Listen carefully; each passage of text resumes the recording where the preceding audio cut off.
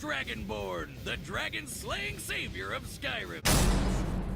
Dragonborn became a jack of all trades, master of all. They learned to be a master assassin with the Dark Brotherhood, a master sorcerer with the College of Winterhold, a master thief with the Nightingales, a master dragon hunter with the Blades. They can put their skills to good use with an absolute glut of weaponry. Not just the usuals like daggers, swords, hammers, and axes, but also special weapons given to them by the Daedric princes. Dragonborn received the Wabbajack, a staff that casts a completely random spell on its target, from disintegrating them to healing them to turning them into a chicken. Meridia, they received the Dawnbreaker, a holy sword made for burning the undead to ash. That's similar to Oriel's bow, which can shoot fiery arrows that can blot out the sun. To cover the distance between the Earth and the Sun in about 2 seconds, the arrow would have to be moving at over 250 times the speed of light.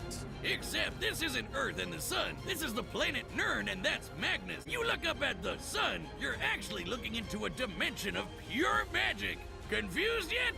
I am. Exact measurements here are difficult to make, but if anything, the distance should be much greater. Dragonborn can heal themselves, cast wards and destructive elemental spells, control minds, conjure weapons, and summon lesser Daedra to help them out in a scrap. They're an especially powerful mage because their mana recovers itself automatically over time. They'll never truly run out of firepower. But as a Dovahkiin, the ability they're most famous for is the Thum, or shout.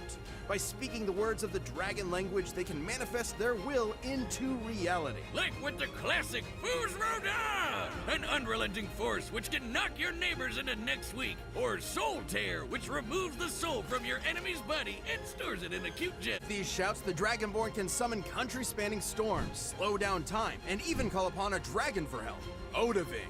Dragons may look like scaly reptiles, but in reality, they're immortal demigods older than time itself. They're the children of the chief god of Tamriel's pantheon. The Dragonborn is an unstoppable force of nature. If they happen to take any damage, they can just drink a potion or nosh on a cheese wheel and be good as new. And they can carry up to 150 cheeses at once. We can determine that the Dragonborn can carry up to 10,500 pounds of cheese. And that makes sense, considering they can match muscles with giants, who are so strong they can shatter the game's spaghetti code to pieces. The last Dragonborn has battled the vampire Lord Harkon, ended Skyrim's civil war, and defeated the first Dragonborn, Miraak. And according to the book, The Guardian and the Traitor, Miraak was powerful enough to tear apart the island of Solstheim from Skyrim's mainland. By comparing the size of various countries on Tamriel's map, we can determine that Solstheim is a landmass nearly 1,500 miles in diameter. In order to move that much land over the course of their fight, Miraak's magical prowess must have output an energy over 300 teratons of TNT. Crazy when shouts can get strong enough to shake the world itself. By absorbing the souls in Skyrim's afterlife, Alduin was powerful enough to devour everything. Not just the planet of Nirn, but the Kalpa, the entire timeline past, present, and future. That's the level of unimaginable power the Dragonborn is dealing with.